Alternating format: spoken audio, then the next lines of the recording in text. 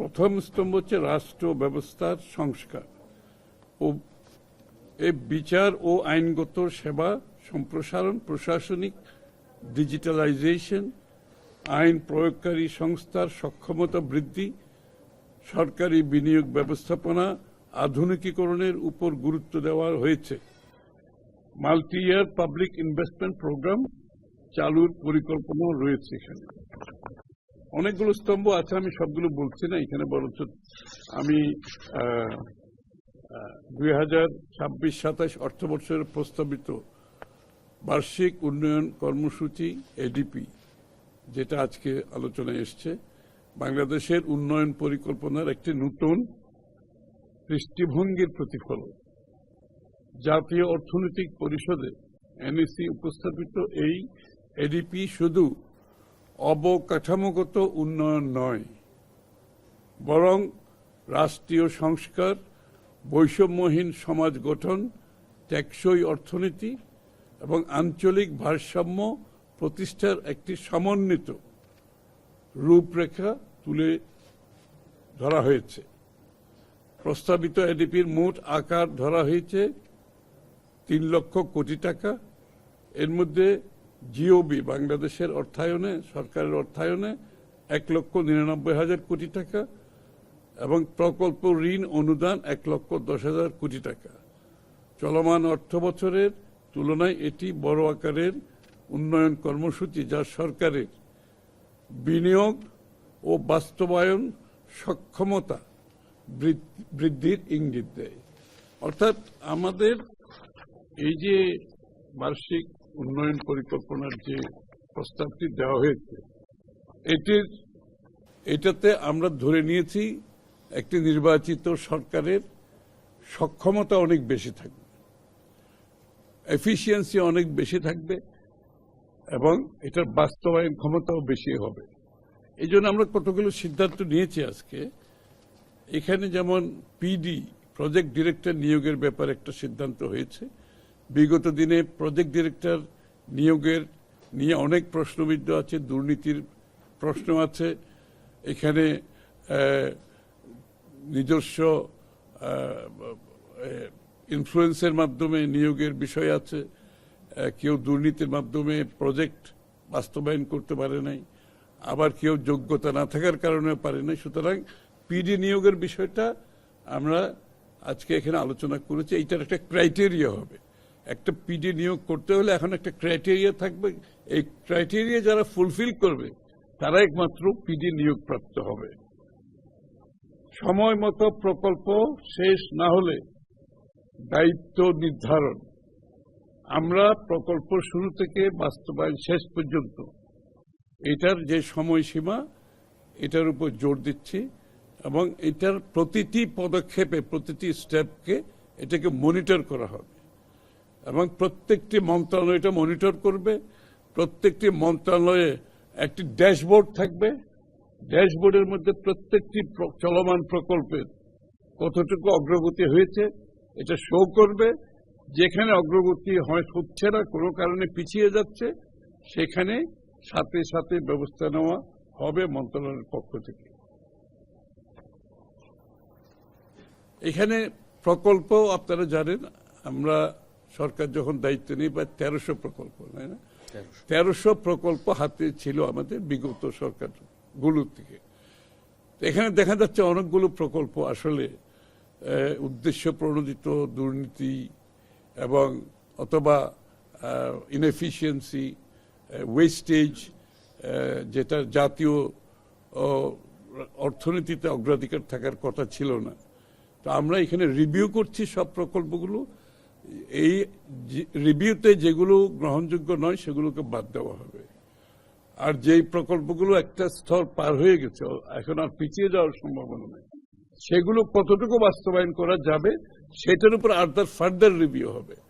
সেগুলো যদি ফার্দার বাস্তবায়ন করা সম্ভব হয় বাস্তবায়ন করা হবে। যদি আমরা মনে করি সেগুলো বাস্তবায়নের মাধ্যমে দেশ লাভবান হবে না, জনগণ লাভবান হবে না, সেগুলো আমরা বাতিল করব। আর যেগুলো নতুন প্রকল্প সেগুলোকে সীমা নির্ধারিত সময়ের মধ্যে সমাপ্ত করতে হবে। এই সময় বাড়ানোর কোনো সুযোগ নাই। এবং এটার জন্য আমি বলছি যে মেজারগুলো আমরা নিয়েছি, ব্যবস্থা, সেটা আমি আপনাদের সামনে তুলে ধরেছি। এবং আইএমইডি যারা বাস্তবায়নটা দেখে, তারা এই প্রকল্পগুলো বিগত দিনে যে দুর্নীতির মাধ্যমে কিংবা অব্যবস্থাপনার মাধ্যমে যে সমস্ত প্রকল্পগুলো এসেছে, এগুলো আইডেন্টিফাই করবে আইএমইডি তদন্তের মাধ্যমে, তার পরিপ্রেক্ষিতে ব্যবস্থা নেওয়া হবে।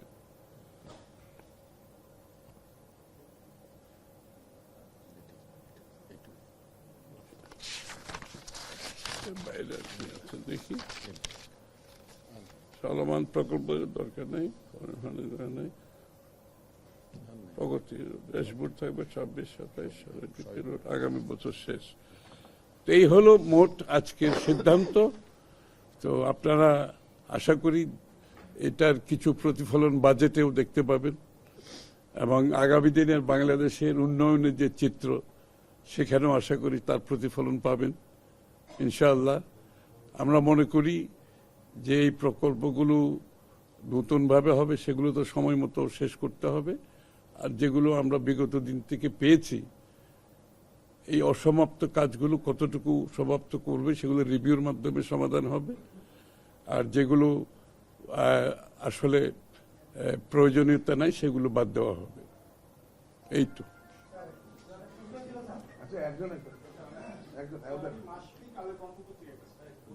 বলেন।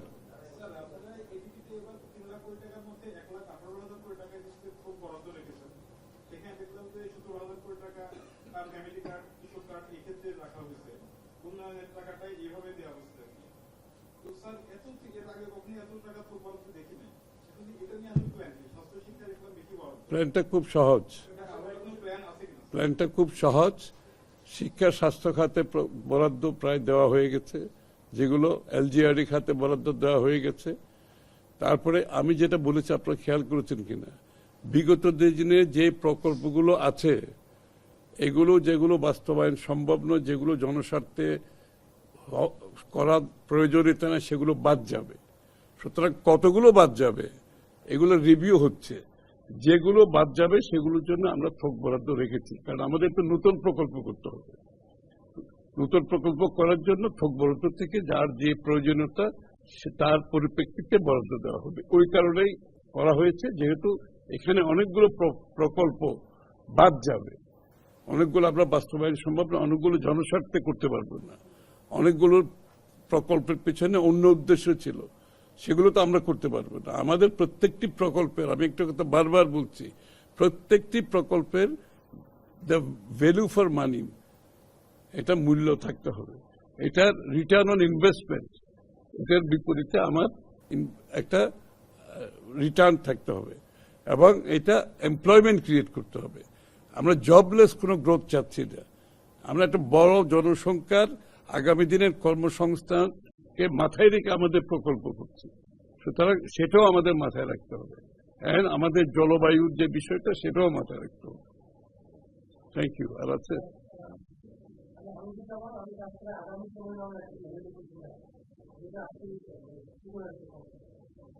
আমি ধন্যবাদ জানাই যে এখানে প্রথমবারের মতো একটি ব্রিফিং অনুষ্ঠিত হচ্ছে, এর মধ্যে দিয়ে আমরা অনেক কিছু আলোচনা করতে আমরা প্রথমটা হচ্ছে স্যার, আজকে 3 লাখ কোটি টাকার এডিপি আপনারা অনুমোদন দিলেন, কিন্তু চলতি অর্থবছরের যে সংশোধিত এডিপি বাস্তবায়নের যে অবস্থা, গত 9 মাসে 10 মাসে, সেখানে এত বড় আপনাদের উন্নয়ন বাজেট, সেটা একটা উচ্চাবিলাস কিনা? উচ্চবিলাস তো থাকতে হবে, উচ্চবিলাস না থাকলে, আকাঙ্ক্ষা যদি বেশি না হয়, উন্নয়নের দিকে তো যাওয়া যাবে না।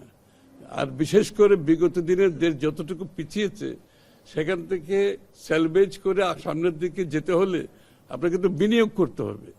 আপনি বিনিয়োগ না হলে প্রবৃদ্ধি হবে না, কর্মসংস্থান হবে না, দেশের উন্নয়ন হবে না। সুতরাং আমাদের সেই কনফিডেন্স আছে, আমরা সেটা বাস্তবায়ন করতে পারবো বিধায় আমরা প্রকল্প এত বড় একটা ডেভেলপমেন্ট বাজেট করেছি। আশা করি সকলের সহযোগিতায়, সততার মাধ্যমে, প্রফেশনালিজমের মাধ্যমে এটা করা সম্ভব। আপনার এটা হচ্ছে একটা গভর্নমেন্টের কমিটমেন্টের ব্যাপার, এবং আপনারা দেখতে পাচ্ছেন 3 মাসের মধ্যে একটি সরকার কতগুলো সিদ্ধান্ত দিয়েছে, কতগুলো সিদ্ধান্ত বাস্তবায়ন করেছে 3 মাসের মধ্যে। সুতরাং বুঝতেই পাচ্ছেন যে আমাদের প্রজেক্ট শুধু নেওয়া তো বড় কথা না, এটা বাস্তবায়নের পিছনে যে চিন্তা সেটাকে মাথায় রেখে আমরা প্রজেক্টগুলো করছি।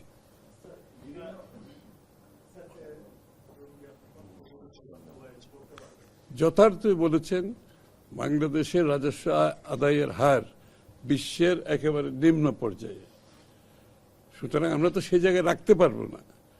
একটা দেশ যখন সামনের দিকে এগিয়ে যাবে, যে অর্থায়ন করতে হলে সেটা আমাদেরকে অবশ্যই বাড়াতে হবে, এবং এটার জন্য আমরা এনবিআর এর একটা রিফর্ম প্রোগ্রামে যাচ্ছি, এবং এইগুলোর রাজস্ব আদায়ের ক্ষেত্রে আমাদের নেটওয়ার্ক যেটা সেটা আমরা বড় করতে যাচ্ছি। বহুদিন নেটওয়ার্কের কথা শোনা গেছে, কিন্তু নেটওয়ার্ক তো বড় হয়নি।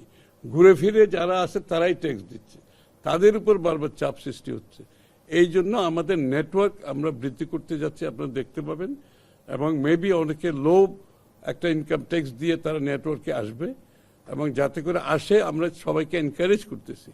যত বেশি লোককে আমরা নেটওয়ার্কে আনতে পারবো তাদের জন্য সুবিধা, কারণ রাজস্ব আদায় যত বেশি হবে তাদের এটার বেনিফিট জনগণের কাছে যাবে। এটা তো একটা নির্বাচিত সরকার, আগে বেনিফিট গিয়েছে কিছু লোকের পকেটে, এখন বেনিফিট যাবে বাংলাদেশের মানুষের কাছে। সুতরাং এখানে একটা ইনসেনটিভ থাকবে। আর রাজস্ব আদায়ের জন্য যে জায়গাগুলো বাইরে ছিল সেগুলোকে আমরা এইবার নিয়ে এসছি আমাদের আওতার মধ্যে।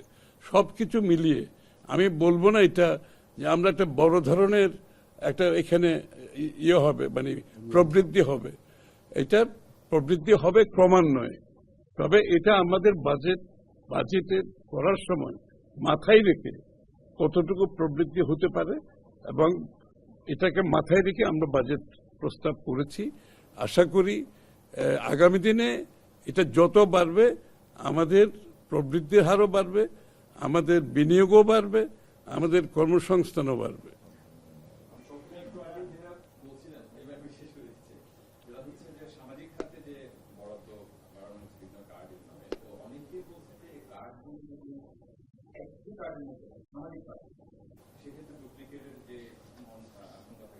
বুঝতে পেরেছি, থ্যাংক ইউ, বুঝেছি।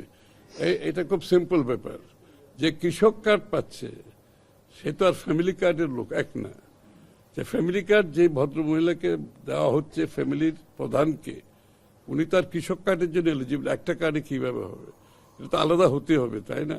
বেনিফিটগুলো তো আলাদা আলাদা, এবং আমরা সমাজের যে সমস্ত জায়গায় এই বেনিফিটগুলো টার্গেটেড ওয়েতে আমরা কিন্তু দিচ্ছি। সুতরাং এটা তো আলাদা কার্ড হতেই হবে। এবং কিন্তু একটা জিনিস আমি বলি, যেখানে রিপিটেশন হচ্ছে, যারা হয়তো একটা পাচ্ছে আবার ফ্যামিলি কার্ডও পাচ্ছে, তারা হয়তো সেটা বাদ যাবে। সুতরাং যেহেতু যেটার মূল্য বেশি তারা সেটাই পাবে।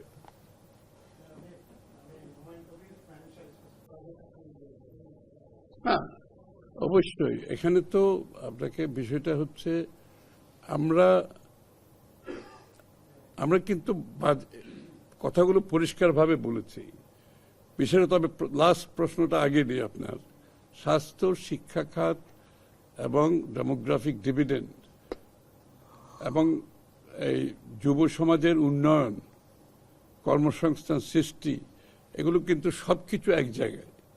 এবং এই জায়গায় যে বাজেট না দিলে, তাহলে আপনি যে আমরা ইউনিভার্সাল হেলথ কেয়ারের যে কথাটা বলছি, প্রাথমিক স্বাস্থ্যসেবার কথা বলছি, তার সাথে আরো অন্যান্য স্বাস্থ্যসেবার কথাগুলো বলছি, এগুলো বাস্তবায়ন করতে গেলে তো আপনাকে বাজেট দিতে হবে, তাই না?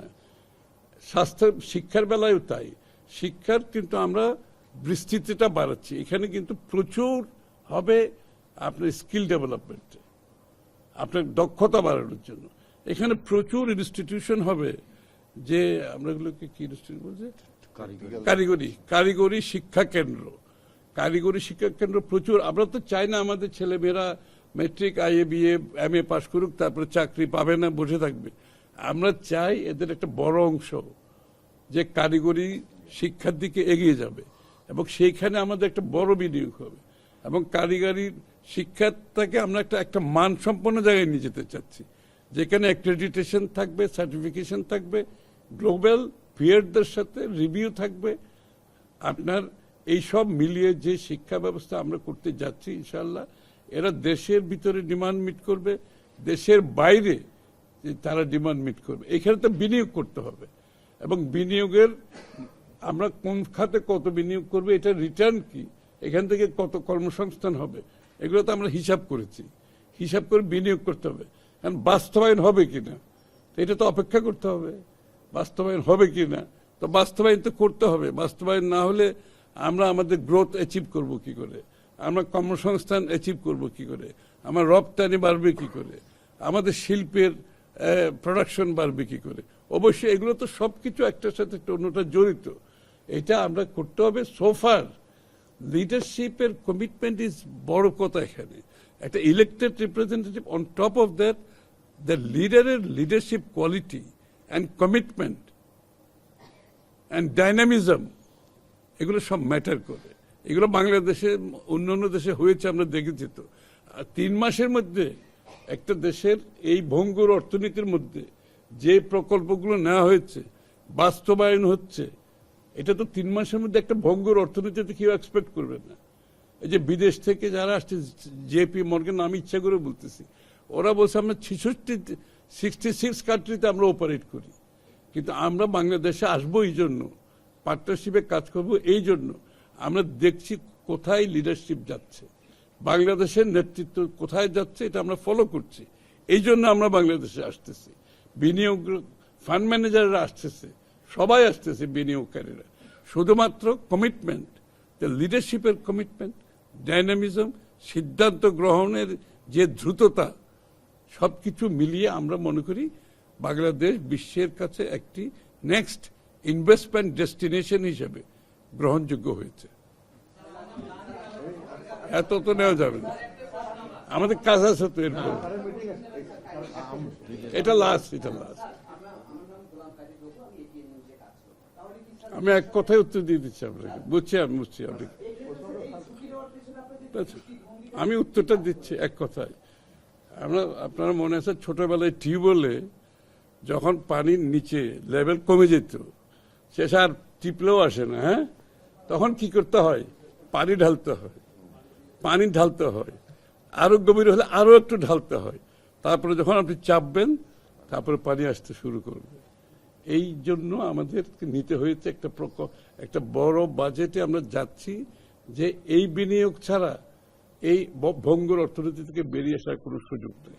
এই বিনিয়োগের প্রয়োজন এই জন্য দেখা দিচ্ছে। Thank you.